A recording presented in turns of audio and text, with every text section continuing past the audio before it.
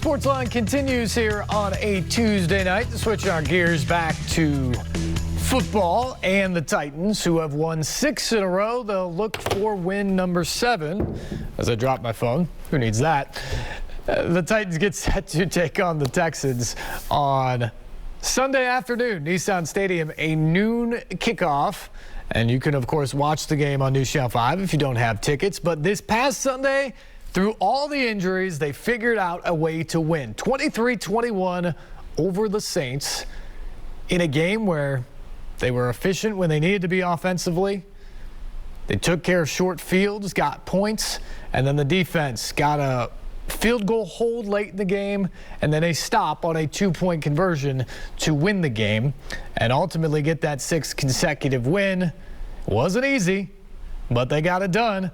And here was our instant reaction afterwards on the Electric Power Company's Sunday Sports Central. Guys, you heard Ryan Tannehill say he's not going to apologize for any victory, but this wasn't pretty. The Titans were outgained. They couldn't run the ball, struggled in the red zone all day. But, Keith, it's a 6th straight win. That's now the longest winning streak for the Titans since your team back in 2008 won 10 in a row to start the year. Yeah, and when you have an opportunity to have that streak, you want to get as many wins as you can. And late in the season, just keep stacking up. Brian's not right. We're not going to apologize about how you win. You just want to get them now and keep them going and keep that momentum throughout the rest of the season. And it seems like every week there's some new names making big plays. This week it was Marcus Johnson, Monty Rice, Naquan Jones, and Dylan Cole. What does that say about the coaching these guys are getting and the readiness, Jay Hudd, of these players when their number is called? Well, it tells me that they have a lot of players who mirror the same values Vrabel played with. And what's impressive is this team does not flinch. They believe in their system, their coaching, and their locker room. And you mentioned the role players stepping up. That separates the good teams from the rest of the pack this time of year. And today, they helped get a win that further solidifies their positioning in the AFC, and it positions their stretch run right now for the postseason. Hey, they don't ask how. It's about how many, right? And this Titans team keeps stacking wins and belief. They've got a lot of belief because of the way they've played through all these injuries, through all the adversity, and now they have a 1.5 game lead for the top seed in the AFC as well, which, by the way, could be very important. I mean, it usually is, and now, this year, it's the only bye in the postseason. So if you're the Titans and you have all these injuries, especially the most important one, Derrick Henry, and his foot that's been surgically repaired and it's going to take some time for rehab to get back, not having to play an extra playoff game. I mean, 1, the rest to get there, but 2, not having to play an extra game in the playoffs could be a really, really big thing for this team if they can get there. Mike Vrabel said yesterday, the biggest thing this team needs is rest. They've got still 2 more games before they get to a bye, but hopefully later in the season they can pull off the gas pedal just a little bit, but they want to make sure they get that bye and get that top seed because that's going to be important given the injuries for what this team can do in the postseason. Remember, our phone lines are open, 737-7767. We go to line 1. Say hello to Ken. Ken, good evening, and welcome to SportsLine. Yeah, I got a comment, and then I got a good question. Yep. My comment is on Erika that was just on there. Okay. What a breath of fresh air. I mean, to organize this rock and roll marathon, that is outstanding. And the twinkle in her eye, you can tell the excitement that she has. So anyway, but the question that I have is, I got a good friend of mine that's with the Dallas Cowboy organization. Talked to him this morning, and he said, we got to chatting about Dylan Cole. And he said, I cannot believe this kid slipped through the net. He didn't even get drafted. And played for, I think, Missouri State. Yep. And he said this kid's going to be awesome. He said, I just see it on the horizon for this kid. He's going to be awesome. If you saw the lick he put on that one guy with the fumble took place, he knows how to hit. He knows how to play linebacker. So that's the only thing I got. Go Titans. Yeah, all right. Thank you very much. I agree with you, by the way, on Erika and just the whole process of the marathon. So great to have it back.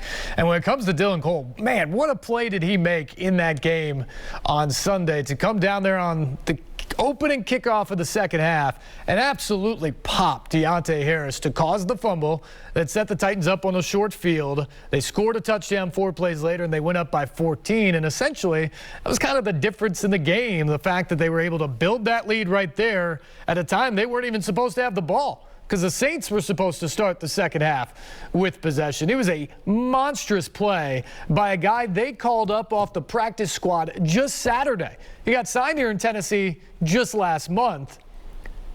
Finally gets an opportunity, and boy, did he make the most of it. And you're right, he's a guy that was undrafted. He was in Houston for a while, about 4 seasons, never really caught on fully there, and he spent essentially the first 8 weeks of the season watching the NFL this year from his back porch. And then all of a sudden gets an opportunity and comes up with one of the biggest plays of the game. And now this week the Titans have signed him to their active roster.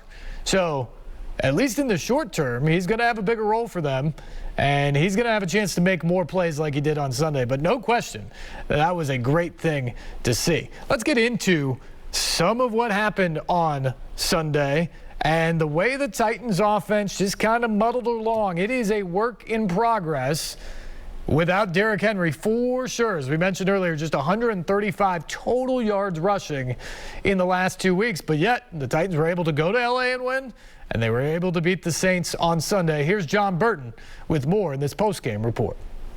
No Derrick Henry, no Julio Jones, and an under-the-weather Ryan Tannehill. As if the Titans offense had enough to worry about facing one of the league's top defenses. It was not pretty today against the Saints, but the Titans did just enough to get the job done. Especially in the run game, it's phantom feast, mentality. And, I feel like we had some good looks that were missed by the backs. And, we were close on a lot of runs, but, you have games like that.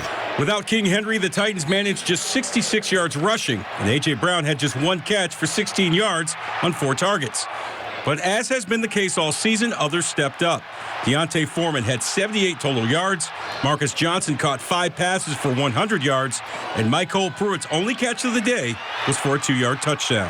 We knew coming into the game that they had a great defense, and, it was going to be some dirty runs, some tough runs in there. We just had to be patient and, just keep fighting and, be gritty, go in there and just do everything we could to pull out a win. You want guys to step in and play with confidence, and something our program believes in. Our coaches are preaching it. We believe in it as players.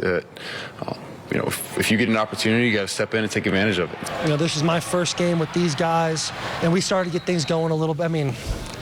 We weren't as consistent as we like to be, obviously. I don't know what our rushing yards were, but it wasn't great. But finding ways to win is the only thing that matters. The Titans needed every one of their 23 points on Sunday, but in the end, they got what they came for, a win. Fortunately, we were able to get a W in the midst of us really getting that, getting our run game going and being able to be balanced as an offense, because when we're able to run the ball, we're able to, do a lot of other things as well.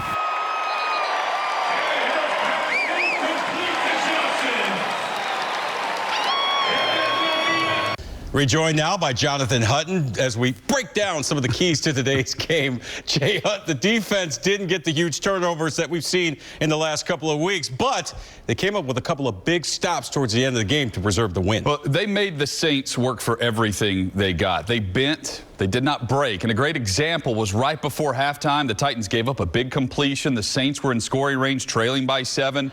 Jeffrey Simmons and Harold Landry came through with step-up moments. Back-to-back sacks. To that point, they kept points off the board because Sean Payton used all of his timeouts on the Titans' previous possession. That Titans drive, the Saints defense let Tennessee off the hook with crucial penalties. Meanwhile, the Titans defense, they didn't lose their composure today. Yeah, good defense and good kickoff coverage that comes up with a turnover and what may have been the key play in today's game. It was the spark that the Titans needed, and I agree, it was the play of the game. Dylan Cole came through with a great hit. Torrey Carter came up and made sure he came up with the recovery. And the important part to mention, the Titans offense, when he got a touchdown, they didn't settle for 3 after the takeaway. They had the takeaway, and then they finished, and it was 20-6 just like that. And it was a big play. Special teams that gave this team energy and momentum in a game that came down to only a handful of plays. They ended the half with defense. They started the second half with a takeaway. Now, the offense failed to run for 100 yards without Derrick Henry, and A.J. Brown had just 1 catch on 4 targets. But Marcus Johnson had another big game. It was his arrival for number 88, Marcus Johnson's day. It was much needed. He was the hero of the game, but because if not for him, there was no offensive spark. AJ had just one catch. The Titans won the game anyway. And offensively, that's because Johnson stepped up, and they desperately need him to be consistent because after AJ, there's no one really to count on weekly. Julio Jones is on IR. Josh Reynolds would rather play for the winless Lions. Ferkser is MIA. Marcus Johnson, though, can be the number 2 without Julio available. And today was a prime example of his talent. And he paired that offensive performance with 3 kickoff returns for 54 yards. My man Jay Hutt providing the perfect segue. Isn't that right, Steve?